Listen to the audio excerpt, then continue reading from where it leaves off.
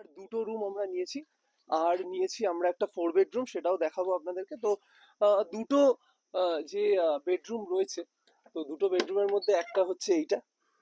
চলে আসো একবার দেখি দিই। খুবই কোজি রুম, ছোট রুম কিন্তু বেশ কাম। তাহলে কেমন লাগছে আজকে রুমটা? আমার আরো বাজে লাগছে, একদম ভালো না। ইস, সেটা এত সুন্দর জায়গাটা ভালো লাগছে না কেন? কেন ভালো লাগছে না কেন? আরে বাইরে মৌমাছির চাক, যখন তখন মৌমাছি অ্যাটাক। মৌমাছি বাইরে তো মধু দিচ্ছে। এই হোমস্টেটার যেটার যেই ইউএসপিটা রয়েছে, পাবে এখানে, চুপচাপ একটা জঙ্গলের মধ্যে এনভায়রনমেন্ট পাবে। অ্যান্ড মানে সিনারিটাও খুব সুন্দর, যেখানে বোথ ফ্যামিলি সবাই এসে এনজয় করতে পারবে। ইভেন এই জায়গাটা যেটা করেছে বারবিকিউর জন্য, খুব ভালো। মানে বিকেল বেলায় এসে আরামসে ফ্যামিলিরা।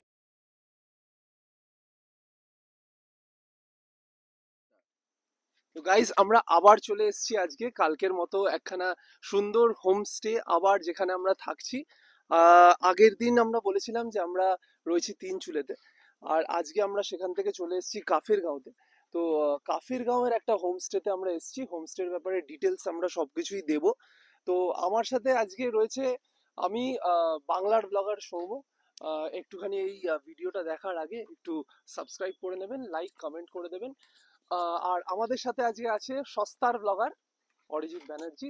তো আমরা দুজন আজকে এক্সপ্লোর করব এই হোমস্টেটা, যেটা এখানে আমরা থাকছি আজকে। তো চলো তাহলে আমরা একটু হোমস্টেটা দেখে নিই। তো গাইজ, আমরা আজকে চলে এসেছি হিমালয়ান হাইডওয়ে হোমস্টেতে, যেটা কাফের গাঁওতে রয়েছে। তো আমার সাথে আছে সস্তার ব্লগার অরিজিৎ। তো জায়গাটা বেশ ভালোই, ওয়েদারটাও বেশ ভালো, ওয়েদারটা ক্লাইমেটটাও এখানে বেশ ঠান্ডা ঠান্ডা। হুম। মানে তিনচুলেতে আমরা থেকেছি, বাট ওখানের থেকে এইখানকার ওয়েদারটা আরেকটু বেশি ভালো, ঠান্ডা ঠান্ডা, বেশ ভাল লাগছে। তো চলো তাহলে আমরা ভেতরটা দেখি। চলো যাই। এখানে একটা মানে একটা ওই হোমস্টে একটা ফিলিং রয়েছে কিন্তু, কারণ এই যে একটা মাটির রাস্তার মতো যে রাস্তা চলে যাচ্ছে, তারপর এখানে তাদের নিজেদের ফার্ম রয়েছে, এখানে অর্গানিক ফার্মিং হয়। সুন্দর বেশ তো এই জায়গা। জায়গাটাও বেশ ভালো ওরা রেডি করেছে। তো আমরা যেই জায়গাটায় থাকছি, যে বিল্ডিংটাতে থাকছি, আমরা যে বিল্ডিং এ থাকছি সেটা হচ্ছে এই বিল্ডিংটা।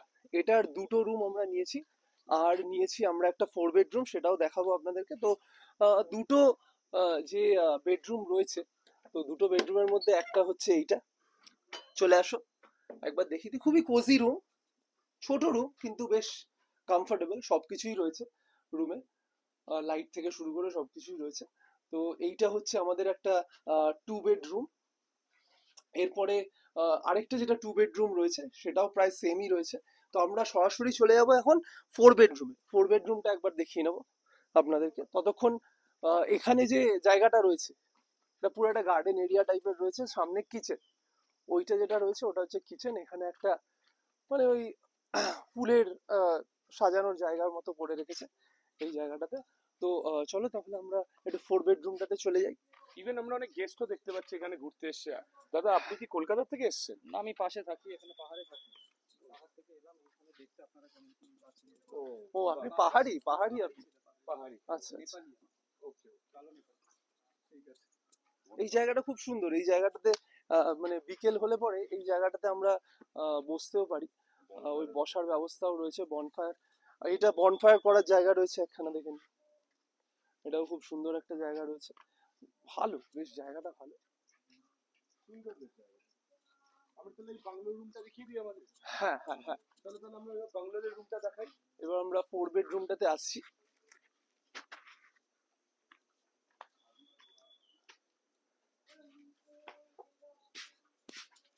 তো আমাদের 4 বেডরুমটা ঢোকার আগে, 4 বেডরুম ঢোকার আগে এটা হচ্ছে আমাদের কিচেন, যে কিচেন এরিয়া, যেখানে বসে খাওয়াও যেতে পারে, প্লাস ওখানে রান্না বান্না হচ্ছে।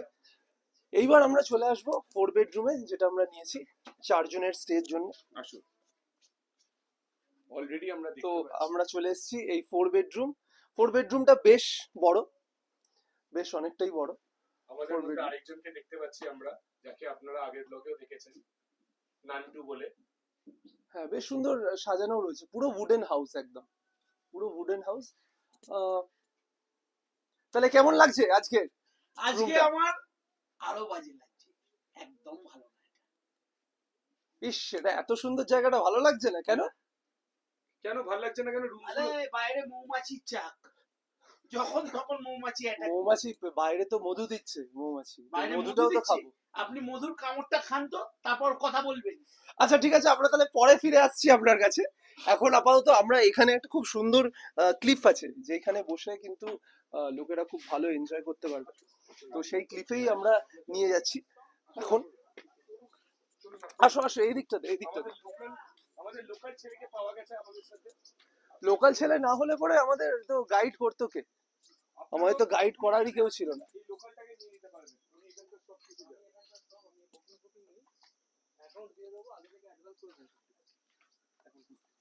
আগে থেকে প্রথমেই টাকার কথা বললে তো হবে না, প্রথমে তো লোককে আগে বিল্ডিং এর ব্যাপারে, জায়গাটার ব্যাপারে বলতে হবে। এটা তো আপনি করে দিচ্ছেন না? আচ্ছা, সে আমি বলে দিচ্ছি। অলরেডি আমরা দুটোকে আরো দেখতে পাচ্ছি, মানে প্রচুর লোকজন এখানে ঘুরে বেড়াচ্ছে। প্রচুর লোকজন রয়েছে। এইটা হচ্ছে এখানকার ইউএসপি, এই জায়গাটা।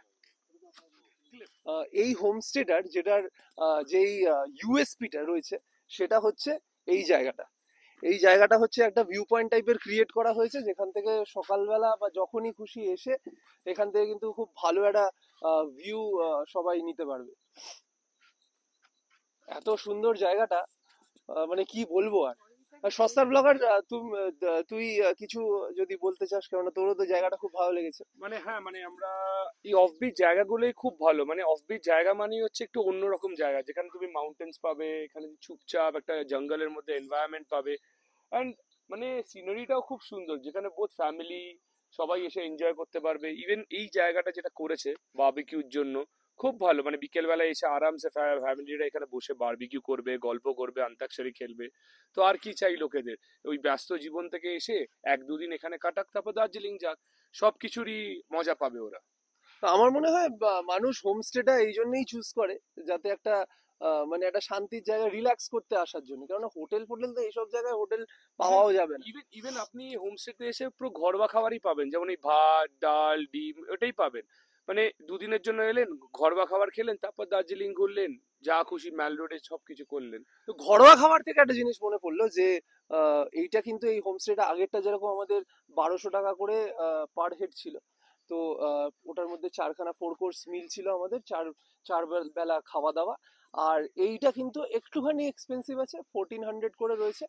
আর সেম জিনিস, 4 বার খাওয়া দাওয়া রয়েছে আমাদের এখানে। তো আমার মনে হয় এটা একটুখানি রিজনেবলই আছে, মানে এই যে অফবিটের যে আহ, মানে পার হেড কস্টিং গুলো কিন্তু রিজনেবল আছে।